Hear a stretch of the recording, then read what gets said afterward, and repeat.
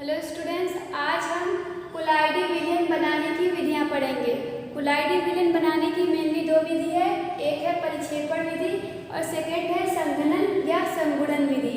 तो परिक्षेपण विधि में हम देख सकते हैं कि हमें जो पदार्थ दिया होगा उनके विलय कणों का साइज जो होता है वो बड़ा होता है, यानी बड़े आकार के कण होते हैं उसमें, और उन कणों को छोटे कणों में तोड़ के छोटे कणों में तोड़ देते हैं। ये जो छोटे कण होते हैं इनका साइज अब कोलाइडी कणों के साइज का हो जाता है।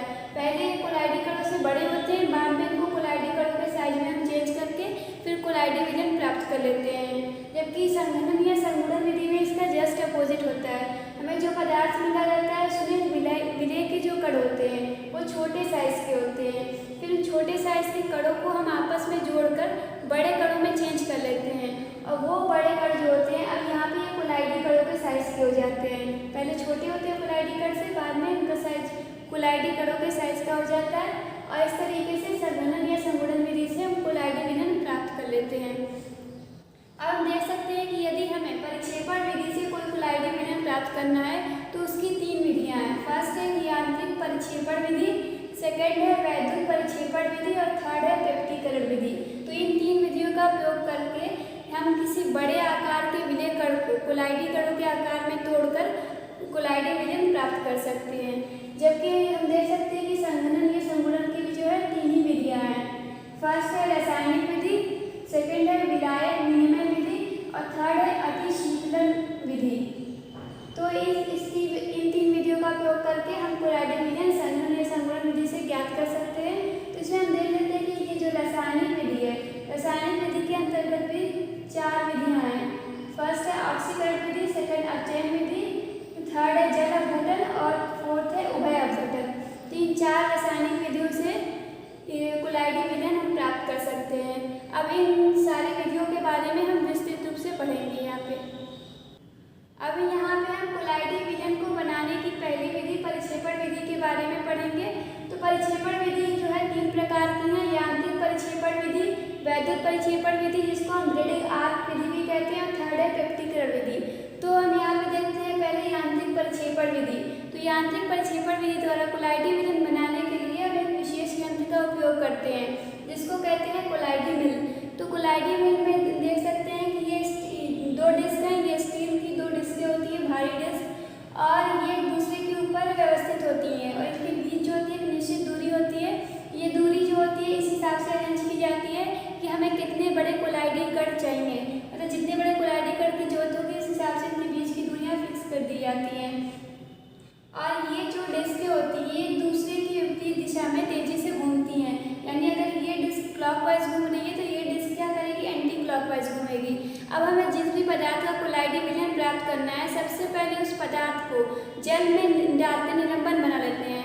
फिर निलंबन को इस मिल में डालकर हम जब मिल को चलाते हैं तो इससे क्या होता है कि जो बड़े निलंबन में क्या होता है, विलय के जो कण होते हैं उनका साइज बड़ा होता है। तो जो निलंबन में जो कण होंगे इस मिल से पीस के उनका आकार जो छोटा हो जाएगा और ये जो है कोलाइडी विलयन में चेंज हो जाएंगे। तो इस तरीके से हम यांत्रिक परिक्षेपण विधि द्वारा किसी भी पदार्थ का कोलाइडी विलयन प्राप्त कर सकते हैं। और यहाँ पे जो कोलाइडी विलयन प्राप्त होते हैं उसमें हम एक विशेष प्रकार के पदार्थ को डालते हैं जिसको कहते हैं अक्रिय तनुकारक। तो अक्रिय तनुकारक का प्रयोग यहाँ पे इसलिए करते हैं ताकि जो पदार्थ बड़े आकार से छोटे आकार में चेंज हुए हैं फिर वो छोटे आकार के कण आपस में जुड़ के बड़े आकार में चेंज ना हो जाए, इससे बचने के लिए यहाँ पे अक्रिय तनुकारक का उपयोग करते हैं। इस विधि का उपयोग जो है स्याही बनाने में या पेंट ये सब कोलाइडी विलयन को बनाने में किया जाता है। अब हम सेकेंड विधि वैद्युत परिक्षेपण विधि या फिर ब्रीडिंग आर्क विधि देखेंगे। तो इस विधि का उपयोग सोने, चांदी या फिर प्लेटिनम जैसी धातुओं के कोलाइडी विलयन को बनाने में किया जाता है। तो जिस भी धातु का हमें कोलाइडी विलयन प्राप्त करना होता है उस धातु की दो छड़ों को लेकर हम किसी वैद्युत अपघट्य पदार्थ के जलीय विलयन में डाल देते हैं और इस छड़ को हम एक बैटरी द्वारा जोड़ देते हैं। फिर इस पात्र को हम एक अन्य पात्र में रख देते हैं जिसमें बर्फ रखा होता है। अब जब हम बैटरी के द्वारा वैद्युत धारा प्रवाहित करते हैं, बहुत उच्च धारा प्रवाहित करते हैं, तो इन दोनों छड़ों के बीच वैद्युत आर्क प्रकाश के साथ यहाँ पे ताप उत्पन्न होता है।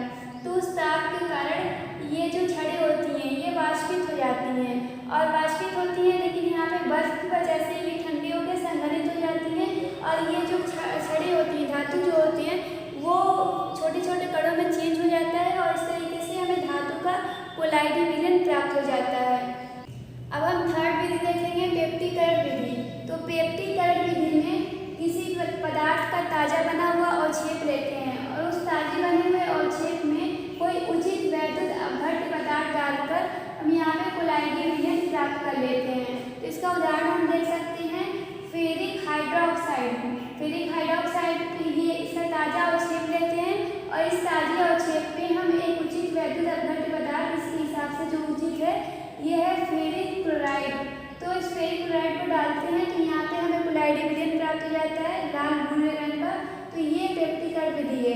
इस तरीके से हम देख सकते हैं कि यहाँ पे 3 विधियाँ हैं परिक्षेपण की, जिसके द्वारा हम बड़े आकार के कणों को छोटे आकार के कणों में चेंज करके कोलाइडी विलयन प्राप्त कर सकते हैं। अब हम कोलाइडी विलयन बनाने की सेकंड विधि संघनन या संगुणन विधि के बारे में पढ़ेंगे। तो संघनन या संगुणन विधि में हम देख चुके हैं कि ये 3 विधियाँ हैं, रासायनिक विधि, अतिशीतलन विधि और विलायक विनिमय विधि।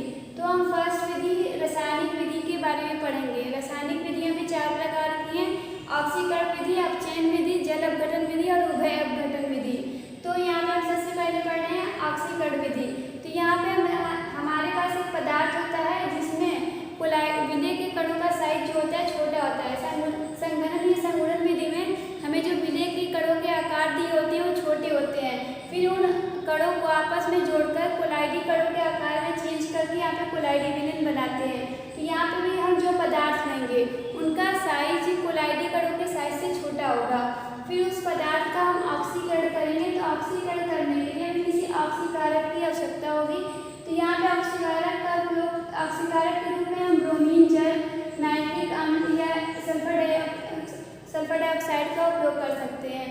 तो इन ऑक्सीकारक के उपयोग से हम पदार्थ का ऑक्सीकरण करके कोलाइडी विलयन प्राप्त कर सकते हैं।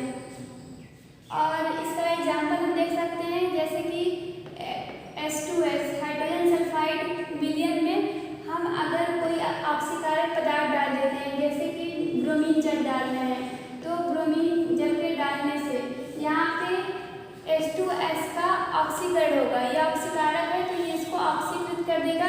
ऑक्सीकृत करने का मतलब ये है कि या तो ये कोई दृढ़ विद्युतीय पदार्थ को जोड़ेगा या फिर धन विद्युतीय पदार्थ को अलग करेगा। तो यहाँ पे हम देख रहे हैं कि हाइड्रोजन जो है ये धन विद्युतीय पदार्थ है। तो यहाँ से अगर ये धन विद्युतीय पदार्थ अलग हो जाएगा तो यहाँ पे इस H2S का ऑक्सीकरण हो जाएगा। तो यहाँ से ये अलग होगा, यहाँ पे बचेगा सल्फर और ये H2 अलग होकर ब्रोमीन से जुड़ जाएगा और ये हो जाएगा 2HBr। तो इस तरीके से हमें सल्फर का कोलाइडी विलयन प्राप्त हो जाएगा यहाँ पे।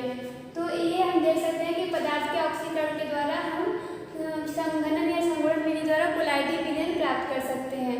अब सेकंड विधि है अपचयन विधि। तो इसमें हम ऐसा पदार्थ लेते हैं जिसके विलय कणों का साइज जो होगा छोटा होगा कोलाइडी कणों से, फिर उस पदार्थ का हम अपचयन करेंगे। तो अपचयन करने के लिए यहाँ पे हमें किसी अपचायक की आवश्यकता होगी। उस अपचायक के द्वारा हम इसका अपचयन करके इसको कोलाइडी विलयन में चेंज कर देंगे। तो यहाँ पे जो अपचायक का उपयोग करते हैं वो कार्बन मोनोऑक्साइड, स्टेनस क्लोराइड या फिर फॉर्मेल्डिहाइड आदि हो सकते हैं।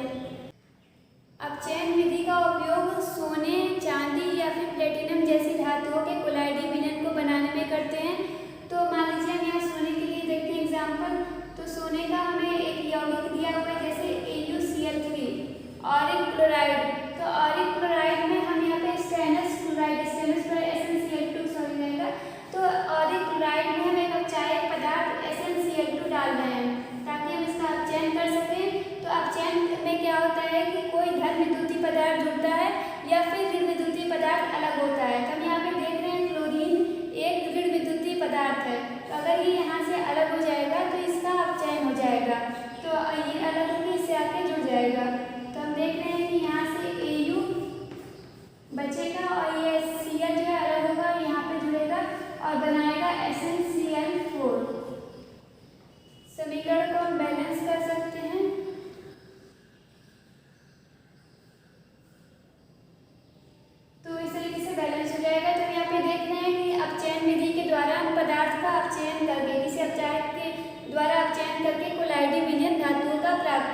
हैं। अब हम रासायनिक विधि की दो अन्य विधि जल अपघटन विधि और उभय अपघटन विधि को देखेंगे। तो जल अपघटन विधि में जिस भी व्यथित अपघट्य पदार्थ का हमें कोलाइडी विलयन बनाना होता है, उसे हम जल में डालकर पहले विलयन बनाते हैं, फिर उसको हम बॉयल कर देते हैं, उबाल देते हैं, तो यहाँ पे हमें कोलाइडी विलयन प्राप्त हो जाता है। तो यहाँ पे जो हमें कोलाइडी विलयन प्राप्त होता है वो हाइड्रोक्साइड रूप में प्राप्त होता है, मतलब ये किसी तत्व का हाइड्रोक्साइड होता है। इसका उदाहरण देख सकते हैं, जैसे कि एक वैद्युत अपघट्य पदार्थ FeCl3 है, फेरिक क्लोराइड। तो इसको जब हम जल में डालकर विलयन बनाते हैं और उस विलयन को बॉयल करते हैं, तो ये FeCl3 जो है ये हाइड्रोक्साइड में चेंज हो जाता है, यानी ये बन जाता है FeOS3 फेरिक हाइड्रोक्साइड, और यहाँ पे हमें मिल जाता है HCl। तो इस तरीके से यहाँ पे हमें कोलाइडी विलयन प्राप्त हो जाता है फेरिक हाइड्रोक्साइड का। फोर्थ विधि हम देख सकते हैं उभय अपघटन विधि। तो ये विधि का उपयोग अकार्बनिक यौगिक के हैलाइड या सल्फाइड का कोलाइडी विलयन बनाने में करते हैं। जैसे कि हम देखते हैं कि जल अपघटन विधि के द्वारा हम हाइड्रोक्साइड कोलाइडी विलयन बना सकते हैं, वैसे ही इस उभय अपघटन विधि के द्वारा हम हैलाइड या सल्फाइड का कोलाइडी विलयन बना सकते हैं। तो जैसे हम देख सकते हैं कि यहाँ पे आर्सेनियस ऑक्साइड में हम जब H2S गैस प्रवाहित करते हैं, तो H2S गैस प्रवाहित करने से आर्सेनियस ऑक्साइड आर्सेनियस सल्फाइड में चेंज हो जाता है H2S3, और इसके अलावा बन जाता है यहाँ पे H2O। तो इस तरीके से हमें आर्सेनियस सल्फाइड का कोलाइडी विलयन उभय अपघटन विधि द्वारा प्राप्त हो जाता है। यहाँ पर हमने संघनन या संघनन विधि की पहली विधि रासायनिक विधि के बारे में पढ़ा। अब हम दो अन्य विधि विलायक विनिमय विधि और अतिशीतलन विधि के बारे में यहाँ पर पढ़ेंगे। तो विलायक विनिमय विधि में हम एक विलयन लेते हैं, और जो कि हम जानते हैं कि विलयन विलायक और विलेय पदार्थ से मिलकर बना होता है।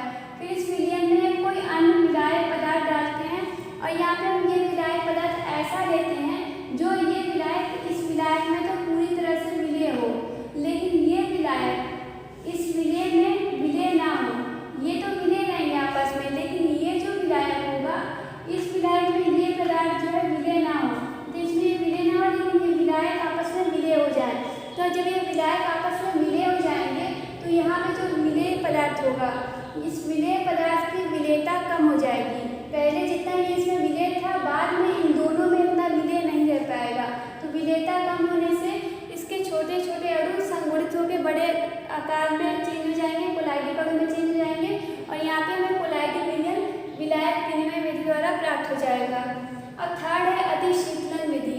तो अतिशीतलन विधि में हम जल लेते हैं और इसमें एक अकार्बनिक अध्रुवीय पदार्थ अध्रुवीय विलायक डालते हैं। तो जल में एक अकार्बनिक अध्रुवीय विलायक, जैसे कि मान लीजिए हम ईथर डाल रहे हैं, तो ईथर डालते हैं और इसको इसके हिमांक तक ठंडा करते हैं। शीतलन मतलब ठंडा करने, शीतल करने से, तो इसको हम इस मिश्रण को इसके हिमांक तक ठंडा करते हैं। तो ठंडा करने से हमें यहाँ पे जल बर्फ का जो है कोलाइडी विलयन प्राप्त हो जाता है। तो ये विधियाँ थी जिनके उपयोग से हम कोलाइडी विलयन